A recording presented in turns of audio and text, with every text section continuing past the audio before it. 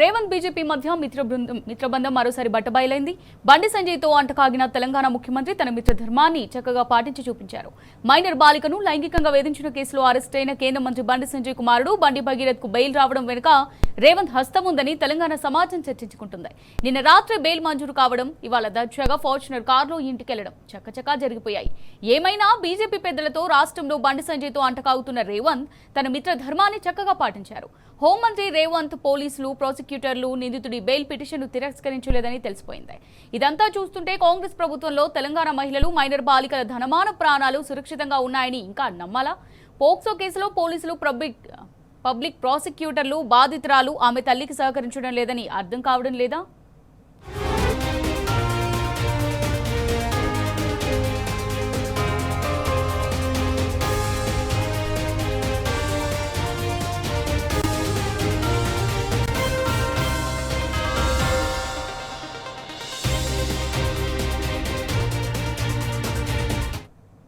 ఇక తెలంగాణ రాష్ట్రాన్ని దేశాన్ని కుదిపేసిన ఈ పోక్సో కేసులో నిందితుడు బండి భగీరథ్ ఇప్పటికీ 3 సార్లు బెయిల్ కోసం కోర్టుకు వెళ్లారు. చట్ట ప్రకారం పబ్లిక్ ప్రాసిక్యూటర్ బాధిత కుటుంబానికి ఈ విషయాన్ని తెలియజేయాలి. భయాలను, మనోభావాలను ట్రయల్ కోర్టుకు నివేదించాలి. ఆ తర్వాతే బెయిల్ గురించి ఆలోచించాలి. కానీ ఇప్పటి వరకు కేసు పురోగతి గురించి ఏ పోలీసు అధికారి కానీ, పీపీ కానీ బాధిత కుటుంబానికి వివరించలేదు. కేసుపై నమోదైన సాక్ష్యాల ప్రతులను బాధిత కుటుంబానికి ఇవ్వలేదు. పోక్సో కేసుకు సంబంధించిన సెక్షన్లను ఫాలో అవ్వలేదు. పోక్సోలో కేంద్ర మంత్రి బండి సంజయ్ సంగప్పలను A2, A3లుగా ఎందుకు చేర్చలేదు? ఇంతవరకు ఛార్జ్షీట్ వేయకుండా ఎందుకు తాత్సారం చేస్తున్నారో ప్రజలకు చెప్పగలరా?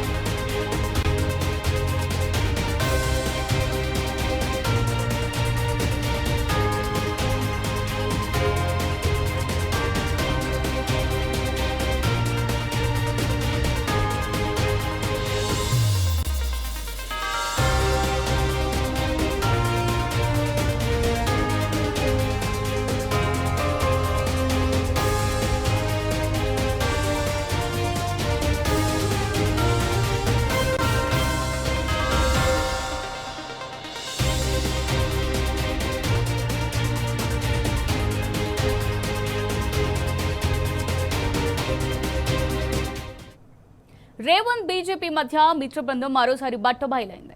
బండి సంజయ్తో అంటకాగిన తెలంగాణ ముఖ్యమంత్రి తన మిత్రధర్మాన్ని చక్కగా పాటించి చూపించారు.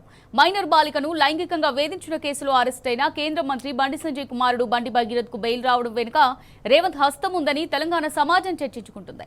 నిన్న రాత్రి బెయిల్ మంజూరు కావడం, నేడు దర్జాగా ఫార్చునర్ కారులో ఇంటికెళ్లడం చక్కచకా జరిగిపోయాయి. ఏమైనా బీజేపీ పెద్దలతో రాష్ట్రంలో బండి సంజయ్తో అంటకాగుతున్న రేవంత్ తన మిత్రధర్మాన్ని చక్కగా పాటించారు. హోంమంత్రి రేవంత్, పోలీసులు, ప్రాసిక్యూటర్లు నిందితుడి బెయిల్ పిటిషన్ను వ్యతిరేకరించలేదని తెలిసిపోయింది. ఇదంతా చూస్తుంటే కాంగ్రెస్ ప్రభుత్వంలో తెలంగాణ మహిళలు, మైనర్ బాలికల ధనమాన ప్రాణాలు సురక్షితంగా ఉన్నాయని ఇంకా నమ్మాలా? పోక్సో కేసులో పోలీసులు, పబ్లిక్ ప్రాసిక్యూటర్లు, బాధితురాలు ఆమె తల్లికి సహకరించడం లేదని అర్థం కావడం లేదా?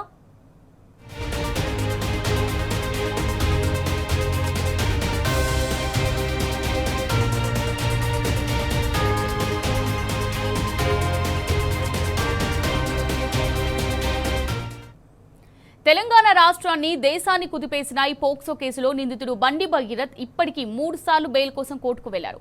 చట్ట ప్రకారం పబ్లిక్ ప్రాసిక్యూటర్ బాధిత కుటుంబానికి ఈ విషయాన్ని తెలియజేయాలి. భయాలను, మనోభావాలను ట్రయల్ కోర్టుకు నివేదించాలి. ఆ తర్వాతే బెయిల్ గురించి ఆలోచించాలి. కానీ ఇప్పటి వరకు కేసు పురోగతి గురించి ఏ పోలీసు అధికారి కానీ, పీపీ కానీ బాధిత కుటుంబానికి వివరించలేదు. కేసుపై నమోదైన సాక్ష్యాల ప్రతులను బాధిత కుటుంబానికి ఇవ్వలేదు. పోక్సో కేసుకు సంబంధించిన సెక్షన్లను ఫాలో అవ్వలేదు. పోక్సోలో కేంద్ర మంత్రి బండి సంజయ్ సంగప్పలను A2, A3లుగా ఎందుకు చేర్చలేదు? ఇంతవరకు ఛార్జ్షీట్ వేయకుండా ఎందుకు తాత్సారం చేస్తున్నారో ప్రజలకు చెప్పగలరా? మరి దీనికి సంబంధించి మరిన్ని డీటెయిల్స్ మరి రిపోర్టర్ రంజిత్ అందిస్తారు. రంజిత్, మరి పోక్సో కేసులో నిందితుడైనటువంటి బండి భగీరథ్ కు నిన్న బెయిల్ వచ్చింది, దర్జాగా ఇంటికి కూడా వెళ్లాడు. సో దీన్ని బట్టి చూస్తే రేవంత్, బీజేపీ మధ్య మిత్ర బంధం మరోసారి బట్టబయలైంది అనుకోవచ్చా?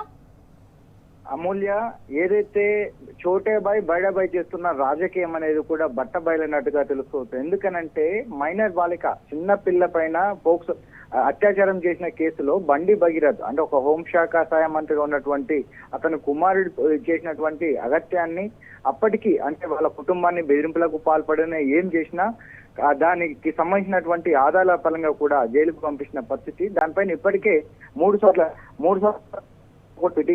పిటిషన్ తిరస్కరించినటువంటి ఏదైతే కోర్టు ఉందో ఆ కోర్టు కూడా ఈ రోజు బెయిల్ ఇవ్వడం అనేది తెలంగాణ యావత్ సమాజానికి కూడా అవమానకరమనే విధంగా ఉంది. ఎందుకనంటే మైనర్ బాలిక పైన అత్యాచారం చేసినటువంటి కేసులో వాళ్ళ తల్లిదండ్రులని, ఇంటికి వెళ్ళిన వ్యక్తులను బెదిరించినటువంటి ఆ కుటుంబ సభ్యులు ఎవరైతే ఉన్నారో దాన్ని కావచ్చు, అతనికి అన్నటువంటి సాక్ష్యాధారాలు అన్ని ఉన్నప్పటికీ అంటే దాదాపు పోక్సో కేసుకు సంబంధించిన వ్యక్తికి వచ్చేసి అంటే శిక్ష పడాల్సిన వ్యక్తికి కూడా బెయిల్ ఇవ్వడం అనేది కూడా ఏ విధంగా ఇస్తారని కూడా తెలంగాణ కూడా మాట్లాడిన పరిస్థితి కనబడుతుంది. ముఖ్యంగా చూసుకున్నట్లయితే తెలంగాణలో మరో కీలక పరిణామం చోటు పోక్సో కేసులో బండి భగీరథకు బెయిల్ అనేది కూడా మంజూరైంది. మల్కజ్గిరి కోర్టు భగీరథకు బెయిల్ మంజూరు చేయడమే కాకుండా 2 వారాల్లో బండి భగీరథకు ఎగ్జామ్స్ ఉన్నాయని చెప్పడము, అతని వైపు న్యాయవాదులు మాట్లాడడము, ప్రభుత్వానికి సంబంధించినటువంటి న్యాయవాదులు మౌనంగా ఉండడంతో అంటే బడేబాయ్ చోటాబాయ్ చేస్తున్నటువంటి అంటే బడేబాయ్ ఒకవైపు బీజేపీ ప్రభుత్వం కావచ్చు, కాంగ్రెస్ ప్రభుత్వం కావచ్చు, రెండు చేస్తున్నటువంటి చీకటి ఒప్పందాలు, చీకటి రాజకీయాలను కూడా బట్టబయలట్టుగా తెలుస్తున్నాయి. ఎందుకనంటే దాదాపు ఈ యొక్క ఏదైతే ఒక నెలలో అయితే భగీరథకు సంబంధించినటువంటి నెలలో దాదాపు పోక్సో కేసులు తెలంగాణ రాష్ట్రంలో 18 నమోదయ్యాయి. వాళ్ళకి సంబంధించినటువంటి వ్యక్తులకు ఎవరికైనా బెయిల్ ఇచ్చారా?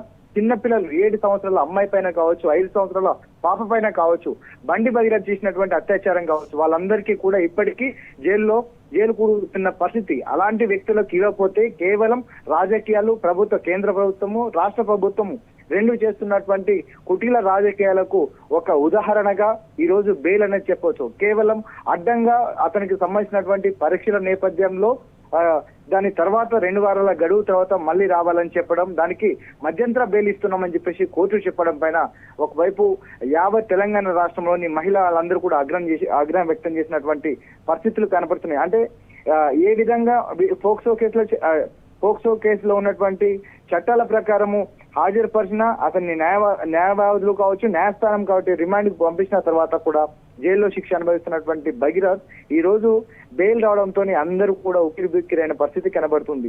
అంటే ఇరుపక్షాల వాదనలలో కనీసం ప్రభుత్వానికి సంబంధించినటువంటి ఏదైతే న్యాయవాదులు మాట్లాడకపోవడము, దానికి తిరిగి మధ్యంతర బెయిల్ ప్రకటించడము, దాని తర్వాత పరీక్షలు అని చెప్పడం, ఇదే ఏదైతే అతను చదువుకున్నటువంటి యూనివర్సిటీ ఉందో మహేంద్ర యూనివర్సిటీలో కూడా అతని పైన కేసులు ఉండడం, పేట్ బషాబాద్ సంబంధించినటువంటి పోలీస్ స్టేషన్ లో కావచ్చు, ఆ యూనివర్సిటీకి ఉన్న నియర్ బై ఉన్న పోలీస్ స్టేషన్ లో కాబట్టి అతని పైన పలు సెక్షన్ల కింద కేసులు ఉన్నప్పటికీ దాంతో పాటుగా పోక్సో కేసు ఉన్న వ్యక్తిని అతని నుంచి సస్పెండ్ చేసినటువంటి యూనివర్సిటీ నుంచి పరీక్షల పేరిట వచ్చేసి ఒక నాటకం ఆడుతుంటే, దానికి అతనికి సంబంధించినటువంటి న్యాయవాదులు మాట్లాడుతుంటే ప్రభుత్వం సత్న న్యాయవాదులు మాట్లాడకపోవడము, తిరిగి బెయిల్ ఇవ్వడం అనేది కూడా ఏ విధంగా అంటే ఒక రాజకీయ నాయకుడు, ఒక కేంద్ర హోంశాఖ మంత్రిగా ఉండడం వల్లనే అతని కుమారుడికి బెయిల్ వచ్చిందా, లేకపోతే రేవంత్ రెడ్డి ఆల్రెడీ అతను చేసిన తర్వాత అరెస్ట్ కాకుండా 10 రోజుల వరకు కూడా కనీసం అతని కేసును ఇవ్వకపోవడం, సిట్ దర్యాప్తు చేశారు. సిట్ దర్యాప్తులో ఈ రోజు ఒక్కటి కూడా పురోగతి లేకపోవడం, సిట్ అధికారంలో ఉన్నటువంటి డీసీపీ రిత్రాజ్ అతన్ని ఇన్వెస్టిగేషన్ చేసి వాళ్ళ కుటుంబ సభ్యులను ఇన్వెస్టిగేషన్ చేసిన తర్వాత దానికి ఏం జరిగింది అనేది కూడా ఇప్పటి వరకు ప్రభుత్వానికి ఒక నివేదిక పంపలేదు, ఒక ప్రెస్ మీట్ పంపలేదు. దానికి సంబంధించిన దాంట్లో కూడా ఇప్పటికీ ఇన్వెస్టిగేషన్ అనేది కూడా నడుస్తుందని చెప్పేసి ఏసీపీ చెప్తున్నారు. పోలీస్ స్టేషన్ లో వాళ్ళకి సంబంధించిన కుటుంబ సభ్యులతో ఇన్వెస్టిగేషన్ పిలిచి మాట్లాడుతున్నారు. ఇప్పటికీ దాని ఇన్వెస్టిగేషన్ అంటే పూర్తి కాకముందే ఏ విధంగా మధ్యంతర బెయిల్ ఇస్తారు, అతను ఇన్ఫ్లుయెన్స్ చేసేసి వాళ్ళ కుటుంబ సభ్యుల పైన కూడా భయభ్రాంతులకు గురి చేసి వాళ్ళని చేసే విధానం ఉంటది. వాళ్ళ కుటుంబ సభ్యులకు కూడా థ్రెట్ ఉండే అవకాశం ఉంటది. ఇన్ని జరుగుతున్నప్పటికీ ఒక నిందితుడిని బయటికి ఏ విధంగా మధ్యంతర బెయిల్ పైన పంపిస్తారనేది కూడా అందరికీ చర్చాంశంగా మారింది. Amulya. Right, thank you Ranjith.